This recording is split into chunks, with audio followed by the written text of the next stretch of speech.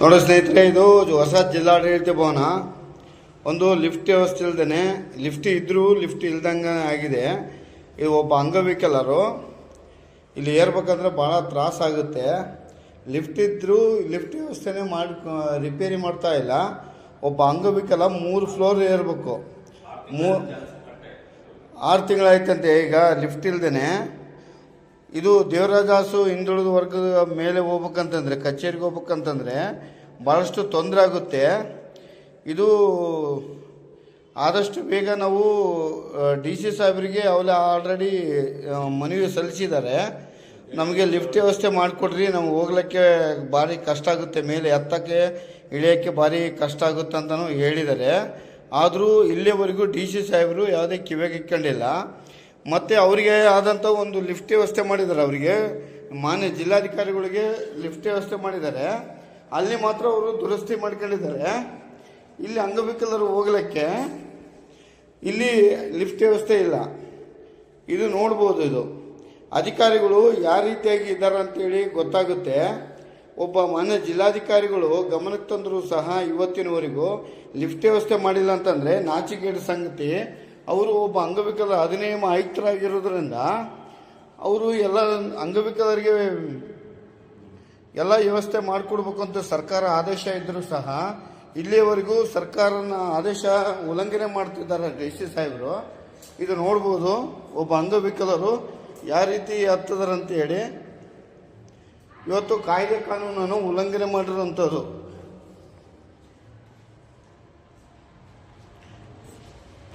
ಅಧಿಕಾರಿಗಳಿಗೆ ಅಂಗವಿಕಲರ ಕಾಯ್ದೆ ಕಾನೂನು ಉಲ್ಲಂಘನೆ ಮಾಡಿರೋಂಥ ಮೇಲೆ ಅರಿವು ಇಲ್ಲದೆ, ಕಾಯ್ದೆ ಕಾನೂನು 2016 ಆ್ಯಕ್ಟ್ ಕಾಯ್ದೆ ಅರಿವು ಇಲ್ಲದೆ ಅಂಗವಿಕಲರನ್ನ ಈ ರೀತಿಯಾಗಿ ಕಡೆಗಣಿಸಿರುವಂಥದ್ದು ನೋಡ್ಬೋದು.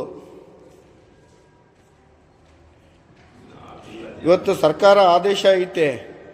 ಇವತ್ತು ಯಾವ ಅಂಗವಿಕಲರಿಗೂ ಇಲ್ಲಿ ಬರಲಿಕ್ಕೆ ಅವರಿಗೆ ಅಡೆತಡೆ ವ್ಯವಸ್ಥೆ ಮಾಡಬೇಕು, ಲಿಫ್ಟ್ ವ್ಯವಸ್ಥೆ ಮಾಡಬೇಕು, ಹಾಗೆ ರ್ಯಾಂಪ್ ವ್ಯವಸ್ಥೆ ಮಾಡಿಕೊಡ್ಬೇಕು ಅಂತಲೂ ಸರ್ಕಾರ ಆದೇಶ ಇದೆ. ಮತ್ತು ಅವರಿಗೆ ಆಕಸ್ಮಿಕವಾಗಿ ಲಿಫ್ಟ್ ವ್ಯವಸ್ಥೆ ಇಲ್ಲದಿದ್ದಲ್ಲಿ ಅವರಿಗೆ ಕೆಳಗಡೆ ಕಚೇರಿಯನ್ನು ಮಾಡಬೇಕು ಅಂತೇಳಿ ಸರ್ಕಾರ ಆದೇಶ ಇದ್ದರೂ ಸಹ ಇಲ್ಲಿವರೆಗೂ ಮಾನ್ಯ ಜಿಲ್ಲಾಧಿಕಾರಿಗಳು ಯಾವುದೇ ರೀತಿಯಾಗಿ ಕಿವಿಗೆ ಕೇಳ್ದೇನೆ ಅವರಿಗೆ ಆದಂಥ ಅವರು ಕಚೇರಿ ಬರಲಿಕ್ಕೆ ಮಾತ್ರ ಲಿಫ್ಟ್ ವ್ಯವಸ್ಥೆ ಮಾಡ್ಕೊಂಡಿದ್ದಾರೆ. ಅಲ್ಲಿ ಕ್ಲೀನ್ ಇದೆ. ಇಲ್ಲಿ ನೋಡಿದ್ರೆ ಅಂಗವಿಕಲರು ಈ ಕಚೇರಿ ಬರ್ಬೇಕಂತಂದರೆ ಒಂದು ಲಿಫ್ಟ್ ವ್ಯವಸ್ಥೆ ಮಾಡ್ಕೊಳ್ಳೋಕ್ಕೆ ಆಗ್ತಾಯಿಲ್ಲ. ಒಂದು ನಿಮಿಷ ಸ್ನೇಹಿತರೆ, ಇವತ್ತು ಅವರು ಮಾತಾಡ್ತಾರೆ ಅಂಗವಿಕಲರು, ಅವ್ರ ಪರಿಸ್ಥಿತಿ ಏನು ನೋಡಿ ಒಂದು ನಿಮಿಷ ಅವರು ಮಾತಾಡ್ತಾರೆ. ನಿಮ್ಮದು? ನನ್ನ ಹೆಸರು ಸುದರ್ಶನ ಆಚಾರ್ಯ ಅಂತ. ನಾನು ಒಬ್ಬ ಅಂಗವಿಕಲ. ದಿನಾಲಿ ಏನಿಲ್ಲ 6 ತಿಂಗಳು ಆಯಿತು ನಾನು ಮೇಲೆ ಕೆಳಗೆ ಏರೋಕ್ಕೆ. ಹೋಗೋಕ್ಕೊಂದು ತಾಸು ಬರೋಕ್ಕೊಂದು ತಾಸು ಆಗುತ್ತೆ. ಬಡ ನಾವು BP ಶುಗರು ಪೇಷಂಟ್ ಇದ್ದವ್ರು ಬಂದರೆ ಭಾಳ ತ್ರಾಸಾಗ್ತದೆ. ಇದು ಪಬ್ಲಿಕ್ ಆಫೀಸು, 2 ಫ್ಲೋರ್ ಮೇಲೆ ಇರೋದ್ರಿಂದ ಎಲ್ಲರಿಗೂ ಸಾರ್ವಜನಿಕರಿಗೂ ತೊಂದರೆ, ನಮ್ಮಂಥ ಅಂಗವಿಕಲರಿಗೆ, ವೃದ್ಧರಿಗೆ, ವಯಸ್ಸಾದವರಿಗೆ ಎಲ್ಲರೂ ತೊಂದರೆ ಆಗ್ತಾಯಿದೆ. ಇದನ್ನು ನಾವು DC ಆಫೀಸಿನವರಿಗೆ ಕಂಪ್ಲೇಂಟ್ ಮಾಡಿದ್ದೀವಿ. ಮತ್ತು ಆಮೇಲೆ ಪ್ರಜಾವಾಣಿ ಪೇಪರಿಗೆ ಕೂಡ ಹಾಕ್ಸಿದ್ದೀವಿ. ಆದರೂ ಯಾವುದೇ ಥರದ ವ್ಯವಸ್ಥೆ ಮಾಡಿಲ್ಲ ಇನ್ನು ಇದುವರೆಗೆ ಐತಿ. ಇನ್ನು ಹಿಂಗೆ ಮಾಡ್ತಾ ಹೋದರೆ ಇದು ಪಬ್ಲಿಕ್ ಆಫೀಸ್ ಹೆಂಗಾಗ್ತದ ಅದು ಹೇಳ್ರಿ. ಗೌರ್ಮೆಂಟ್ನವ್ರು ಹಿಂಗೆ ನಿರ್ಲಕ್ಷ್ಯ ಮಾಡ್ತಿದ್ದಾರೆ, ನಮ್ಮನ್ನು ಕೂಡ ನಿರ್ಲಕ್ಷ್ಯ ಮಾಡ್ತಿದ್ದಾರೆ. ಸರಿಯಾದ ವ್ಯವಸ್ಥೆ ಇಲ್ಲ. ಇಲ್ಲಿ ಕುಡಿಯೋ ನೀರಿನ ವ್ಯವಸ್ಥೆ ಇಲ್ಲ, ಕ್ಯಾಂಟೀನ್ ವ್ಯವಸ್ಥೆ ಇಲ್ಲ ಸಾರ್ವಜನಿಕರಿಗೆ. ಹೊಸ DC ಆಫೀಸ್ ಒಂದು ಹೇಳೋಕ್ಕೊಂದೇ ಮಾತ್ರ ಆಗಿದೆ.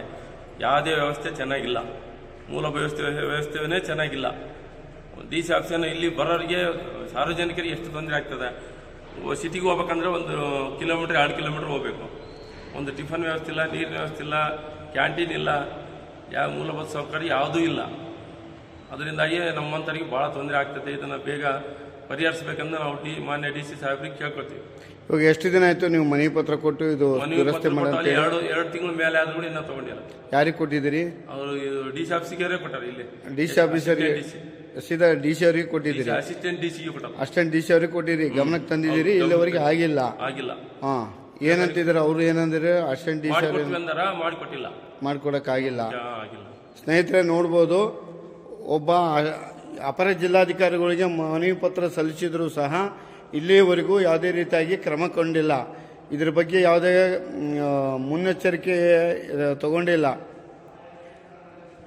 ಮುನ್ನೆಚ್ಚರಿಕೆ ತಗೊಳ್ದೇನೆ ಇವತ್ತು ಅಂಗವಿಕಲರನ್ನ ನಿರ್ಲಕ್ಷ್ಯತನ ಮಾಡಿ ಇವತ್ತು 3 ಫ್ಲೋರ್ ಹತ್ತಬೇಕು. ಇವತ್ತು ಅಂಗವಿಕಲರು ನೋಡ್ಬೋದು, ಇದು 2nd ಫ್ಲೋರ್ ಆಯಿತು, ಇದು 3rd ಫ್ಲೋರ್ ನೋಡ್ರಿ. ಇದು ಇವತ್ತು ಅಂಗವಿಕಲರನ್ನು ಸಂಪೂರ್ಣವಾಗಿ ನಿರ್ಲಕ್ಷ್ಯ ಮಾಡ್ತಕ್ಕಂಥದ್ದು ಒಬ್ಬ ಜಿಲ್ಲಾಧಿಕಾರಿಗಳು ಮತ್ತು ಅವರು ನಮ್ಮ ಅಂಗವಿಕಲ ಅಧಿನಿಯಮ ಆಯುಕ್ತರಾಗಿ ಇವತ್ತು ಅಂಗವಿಕಲರನ್ನು ಸಂಪೂರ್ಣವಾಗಿ ಕಡೆಗಣಿಸಿರುವಂಥದ್ದು. ಇದಕ್ಕೆ ಸಂಬಂಧಪಟ್ಟಂಥ ಅಧಿನಿಯಮ ಆಯುಕ್ತರು ಬೆಂಗಳೂರು ಇವ್ರ ಮೇಲೆ ಮಾನ್ಯ ಜಿಲ್ಲಾಧಿಕಾರಿಗಳ ಮೇಲೆ ಕ್ರಮ ತಗೊಳ್ಬೇಕು. ನಾವು ಇವತ್ತು ಏನು ಆದೇಶ ಇದ್ದರೂ ಸಹ ಉಲ್ಲಂಘನೆ ಮಾಡಿ ನಮ್ಮನ್ನು ಕಡೆಗಣಿಸಿರೋಂಥಕ್ಕೋಸ್ಕರನೇ ಅವ್ರ ಮೇಲೆ ಆ್ಯಕ್ಷನ್ ತಗೋಬೇಕು ಅಂತೇಳಿ ನಾವು ಒಂದು ಮನವಿ ಮಾಡ್ತಿದ್ದೀವಿ. ಇವತ್ತು ನೋಡ್ರಿ ಇಲ್ಲಿ ಅಂಗವಿಕಲ ಪರಿಸ್ಥಿತಿ ಹೆಂಗಿದೆ ಅಂತೇಳಿ. ಕಾಯ್ದೆ ಇದ್ದರೂ ಒಂದೇ, ಕಾಯ್ದೆ ಇಲ್ಲ ಅಂದರೂ ಒಂದೇ. ಕಾಯ್ದೆ ಇದ್ದರೂ ಯಾವುದೂ ಕಾರ್ಯನಿರೂಪಕ್ಕೆ ಬರ್ತಾ ಇಲ್ಲ ಈ ಅಂಗವಿಕಲರ ಕಾಯ್ದೆ. ಬರೀ ಈ ಕಾಯ್ದೆ ಏನಾಗಿದೆ ಅಂದರೆ ಅಂಗವಿಕಲರ ಕಾಯ್ದೆ ಕಾನೂನು 2016 ಆ್ಯಕ್ಟ್ ಅಂತೇಳಿ ಏನು ಕಾಯ್ದೆ ಮಾಡಿದಾರಲ್ಲ, ಅದು ಸುಮ್ಮನೆ ಪೇಪರ್ ಮೇಲೆ ಸೀಮಿತವಾಗಿದೆ ಹೊರತಾಗಿ ಇಲ್ಲಿ ಯಾವುದೇ ರೀತಿಯಾಗಿ ಅಂಗವಿಕಲರಿಗೆ ಕೆಲಸ ಮಾಡಲಿಕ್ಕೆ ಸೀಮಿತ ಆಗಿಲ್ಲ ಅದು. ಹಾಗಾಗಿ ಮುಂದಿನ ದಿನಗಳಲ್ಲಿ ಜಿಲ್ಲಾಧಿಕಾರಿಗಳ ಕಚೇರಿ ಮುಂದೆ ನಾವು ಒಂದು ಹೋರಾಟ ಮಾಡಲಾಗುತ್ತದೆ ಅಂತೇಳಿ ನಾವು ಹೇಳಕ್ಕೆ ಇಷ್ಟಪಡ್ತಿದ್ದೀವಿ ಸ್ನೇಹಿತರೆ. ಇವತ್ತು ಯಾವ ಸೌಲಭ್ಯಗಳನ್ನು ಕೊಡದಂಥ ಸರ್ಕಾರ ಬಳ್ಳಾರಿ ಜಿಲ್ಲೆ ಹೊಸ ಡಿ.ಸಿ ಆಫೀಸ್ ನೋಡ್ರಿ, ಇದು ಇವತ್ತು ಯಾವುದೇ ಸೌಲಭ್ಯವನ್ನು ಕೊಡಲಿಕ್ಕೆ ನಿರ್ಲಕ್ಷ್ಯ ಮಾಡ್ತಂಥ ಒಂದು ಬಳ್ಳಾರಿ ಜಿಲ್ಲೆ ಮಾತ್ರ. ಇವತ್ತು ಅಂಗವಿಕಲರನ್ನು ಸಂಪೂರ್ಣವಾಗಿ ಕಡೆಗಣಿಸಿರುವಂಥ ಸರ್ಕಾರ ಅಂದರೆ ಇವತ್ತು ಜಿಲ್ಲಾಧಿಕಾರಿಗಳು ಯಾವುದೇ ರೀತಿಯಾಗಿ ಅಂಗವಿಕಲರ ಮೇಲೆ ಕಾಳಜಿ ವಹಿಸದೆ ನಮಗೆ ಏನು ಸರ್ಕಾರ ಏನು ಕಾಯ್ದೆ ಕಾನೂನು ಮಾಡಿದೆ 2016 ಆ್ಯಕ್ಟ್ ಏನು ಕಾಯ್ದೆ ಮಾಡಿದೆಯೋ ಆ ಕಾಯ್ದೆ ಪ್ರಕಾರ ಅಂಗವಿಕಲರಿಗೆ ಎಲ್ಲ ಸೌಲಭ್ಯವನ್ನು ಒದಗಿಸಿಕೊಡ್ಬೇಕಂತೇಳಿ ಸರ್ಕಾರ ಜಾರಿಗೆ ತಂದಿದೆ. ಆದರೆ ಇಲ್ಲಿ ಯಾವುದೇ ರೀತಿಯಾಗಿ ಸರ್ಕಾರ ತಂದಿರುವಂಥ ಯೋಜನೆಗಳು ಸೌಲಭ್ಯಗಳು ಸರಿಯಾದ ರೀತಿಯಲ್ಲಿ ಜಾರಿಗೆ ಆಗ್ತಾ ಇಲ್ಲ. ಈ ಸಂಬಂಧಪಟ್ಟಂತೆ ನಾವು ಒಂದು ದೊಡ್ಡ ಪ್ರತಿಭಟನೆ ಮಾಡಲಿಕ್ಕೆ ಸಿದ್ಧವಾಗ್ತಾವಂತ ಹೇಳಿ ಮಾನ್ಯ ಜಿಲ್ಲಾಧಿಕಾರಿಗೆ ಹೇಳಕ್ಕೆ ಇಷ್ಟಪಡ್ತೀವಿ.